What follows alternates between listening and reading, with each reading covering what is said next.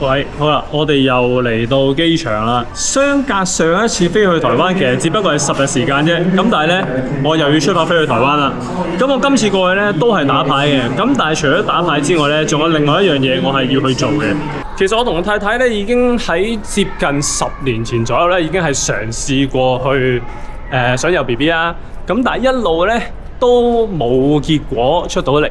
咁喺2019年嘅時候，其實我哋做咗好幾次嘅 IVF 嘅，咁但係都係冇結果啦。咁同埋有一次就好唔好彩地係流產咗。我哋呢幾年嚟咧，真係乜都試過晒啦，中醫又試過，IVF 又試過啦，用 timing 去到又試過啦，直接去到擠入去裏邊又試過啦。其實所有嘢都試過晒，咁但係都冇結果。咁我哋喺最近一次，我哋喺日本。我哋去咗一個都幾出名嘅 clinic 度，去到做檢查。咁個醫生啊同我哋講話，如果我哋做 IVF 都失敗咗咁多次，跟住之後試咗咁多年啦，因為其實已經係講緊7年8年時間，一路都成功唔到啦。跟住再加埋醫生同我哋做檢查之後呢，如果我哋想自然去到懷孕呢，基本上個機會係已經非常非常之微啦，因為睇過去咁多次嘅結果啦，跟住之後再加埋做完檢查之後，咁啊發覺就應該都好難可以自然懷孕到。咁所以今次咧，我去台灣咧，我係做一樣非常非常之重要嘅嘢。搭乘交飛前保持叫做系妥安全帶。好啦，我哋準備出發起飛啦。我哋去到台北咧，先再繼續同大家講，究竟今次我去台北係做啲乜嘢。我哋今日呢條影片咧，依舊都係由呢個 NordVPN 去到贊助播出嘅。我哋今日同大家咧講一啲咧比較上係技術性上面少少嘅嘢。大家平時用 VPN 去到上網，無論係用咩牌子、咩公司出嘅 VPN 都好，都會有一個好大嘅問題，就係乜嘢咧？就係通常用 VPN 去到上網嘅時候咧，個速度係會變到好慢嘅。咁我哋今日咧就同大家去到做一個測試，就係咧，而家我喺一個冇連接 VPN 嘅情況底下，我哋上網嘅速度究竟有幾快咧？咁跟住之後啦，我哋嘗試下去到用 VPN connect 翻去香港啦。NordVPN 咧，佢哋就而家有一個新嘅技術，就係喺呢個 VPN 嘅 protocol 呢度咧，佢多咗一個新嘅叫做 NordLynx 嘅一個新嘅 protocol。咁大家見到啦，個速度好明顯係快咗好多。download 咧就518，跟住之後我哋 upload 咧差不多接近，可以去到700添。嗱 VPN 咁好用，如果你未登記嘅話，咁啊真係傻仔啦。而家就馬上利用我專屬連結或者我優惠碼去到登記使用 NordVPN 嘅話，買2年 plan 有30日嘅退款保證，唔啱嘅話咧全數退翻錢俾你。咁你仲等啲咩啊？馬上即刻去登記使用 NordVPN。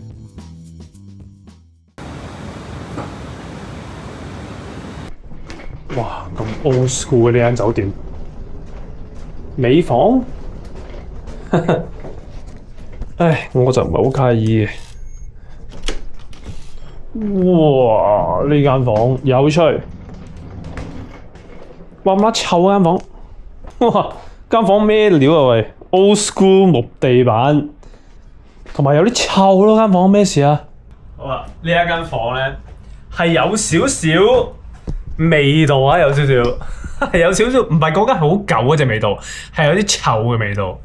咩料啊？好啦，我哋咧嚟到台北啦。我哋今次住嘅就係呢間酒店房啦，都冇乜嘢好介紹啊已經。今次我嚟台北主要係嚟打牌嘅，咁但係其實有一個都非常之重要嘅事情，就係頭先我哋喺日本上機之前都講緊嘅。我同我太太一路都想有小朋友啊嘛，咁但係好可惜一路都冇啦。咁同埋醫生亦都斷定咗話，我哋可以自然懷孕嘅機會咧係非常非常之低。咁所以咧，去到最終我哋唯有就係最後一步啦，就係揾代母去到幫手產子。聽日嘅朝頭早，我要去台北嘅一啲 IVF 嘅診所度咧，去到打個飛機。你好，好啊！我哋到咗第2日嘅朝頭早，今日咧個天氣係唔係太好，係咁啊落緊雨。我哋而家嚟到呢條街咧，我留意到佢原來成條街咧都係一啲嘅婦產科嚟嘅。咁我而家準備咧去我哋身後邊嘅其中一間婦產科，就上去上邊就做一樣好私人嘅嘢。好啦，我哋嚟到最重要嘅環節，就係咧。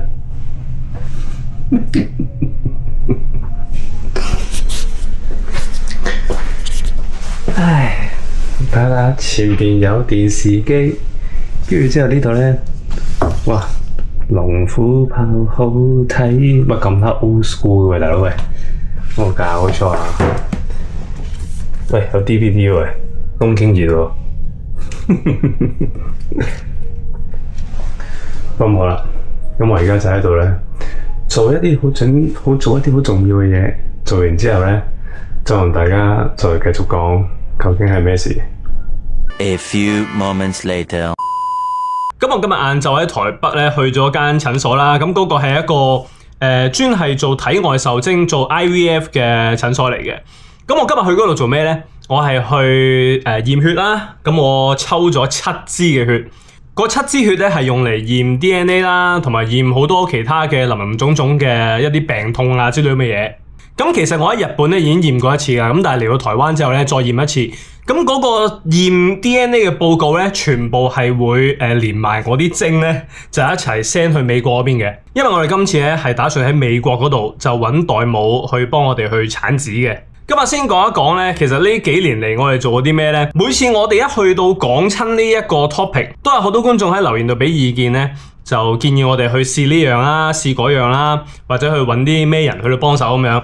其實咧，我哋係乜嘢都試過晒㗎，你諗得到嘅嘢我哋都試過晒。我哋仲喺香港嘅時候咧，喺養和醫院咧，咁做咗3次嘅 IVF 啦，咁但係3次咧都係失敗嘅。咁嗰陣時我哋做晒子宮檢查啦，做晒即係檢查啦。我哋嗰3次嘅 IVF 咧係每一個禮拜又要係咁打針打到兩邊瘀晒又成咁樣，咁試咗好多次啦。咁但係都係唔成功。咁我哋之後亦都有睇過中醫啦，非常之出名嘅中醫，我哋亦都睇過啦，食咗好耐嘅中藥啦，亦都做過好多暖宮啊之類嘅針灸啊，亦都乜都試過晒。我哋喺養和醫院失敗咗之後，我哋係經朋友介紹，我哋去咗另外一間非常之出名喺中環嘅一間專係做 IVF 嘅診所。我哋喺嗰間診所度亦都做 IVF。係做咗3次嘅移植，裏面有2次咧，其實係成功着床咗，個胚胎係成功着床咗。嗰陣時我亦都收到診所嘅電話，話恭喜我哋驗血啊之類，完全係睇到係已經係懷孕成功咗嘅。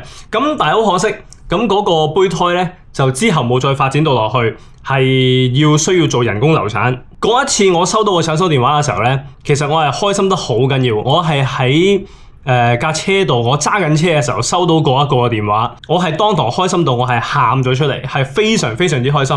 咁但係可惜之後咁嗰個開心就只係維持咗一段好短嘅時間啦。咁好唔好彩地咁係結果係要人工流產。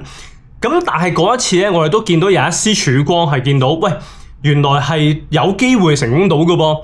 咁但係就真係天意弄人，同我哋主診嘅嗰個醫生咧，喺我哋 IVF 成功咗2次之後，做第3次之前嗰個醫生咧，我唔知係實際情況係點樣，咁但係嗰個醫生咧就過咗身。咁我哋之後冇辦法情況底下，咁轉咗主診醫生，再做多1次嘅 IVF 之後，咁結果係冇結果，係失敗咗嘅。喺經過咗6次嘅 IVF 失敗之後，我哋係放棄咗，冇再繼續去到做啦。之後我哋係用翻一啲比較上自然啲、天然啲嘅方法去到繼續去到嘗試。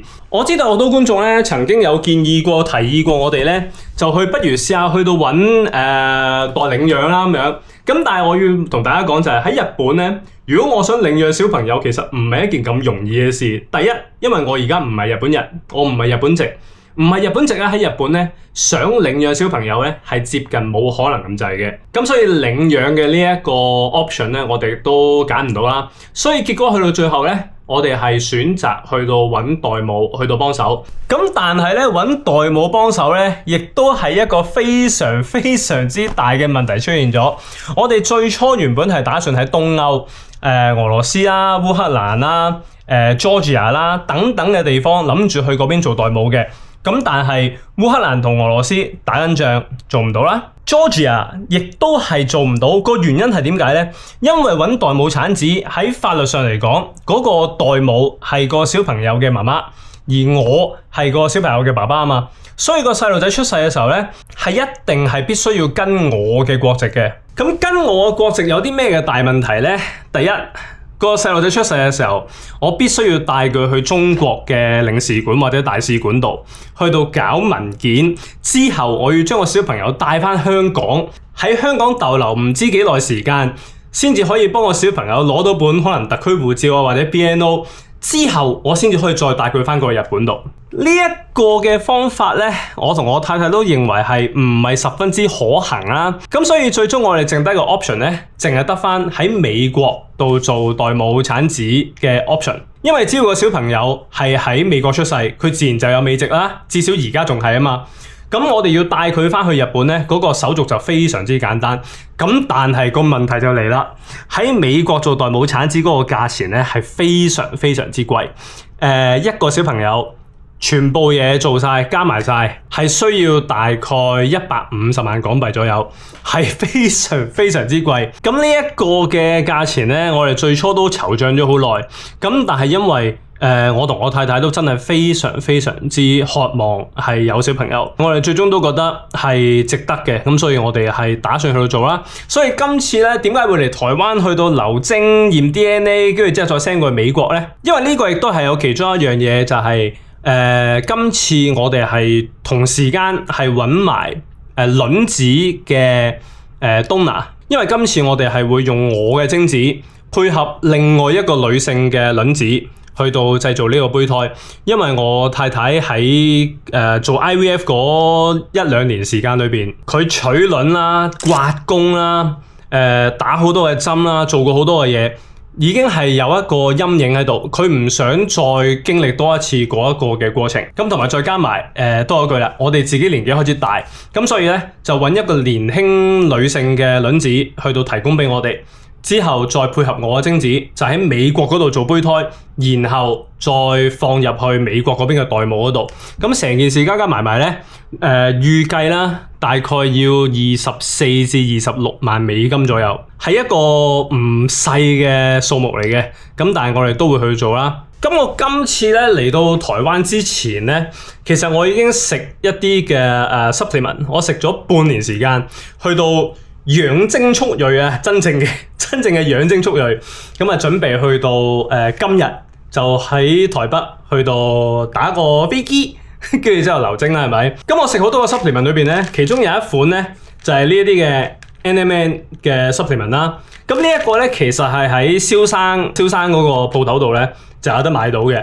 咁呢一個 NMN 韓國製造嘅濃度非常之高嘅呢個 supplement， 咁係其中一個咧，咁我食緊嘅，因為有少少咧想抗衰老啊嘛，即係個我都41歲啊，因為今年我都，咁所以咧呢個係其中一個我食緊嘅 supplement 嚟嘅。係啦，咁呢一個嘅 supplement 咧，如果大家有興趣嘅話咧，咁可以喺蕭生個鋪頭嗰度買啦。大家如果用我條 link 去到買嘅話，我係會有一個 commission 可以收到嘅，咁啊叫做話可以幫補到今次我代母嗰一件事嘅費用啦。咁但係呢個咧NMN 咧係真係有用嘅。咁啊對於後生嘅人可能未必需要食啦。咁但係你話年紀開始大啦，30幾歲去到40歲開始咧，其實開始咧係要養生係好緊要。咁啊食 supplement 係其中一樣嘅嘢啦。冇錯啦，呢一個就係我今次過嚟台北其中一個最主要做嘅嘢。咁當然除咗過嚟打個飛機之外，另外當然就係過嚟打牌啦。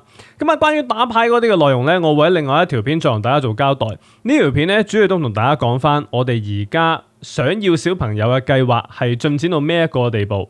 完成咗呢個台灣嘅旅程之後咧，我哋下一步其實就係需要去選擇一個適合嘅卵子嘅 donor 啦。而美國嗰方面嘅代母咧，我哋已經係有人選噶啦，而錢咧亦都已經俾咗第一期。咁所以如無意外，最理想最快應該可能喺下年2026年嘅夏天左右嘅時分咧。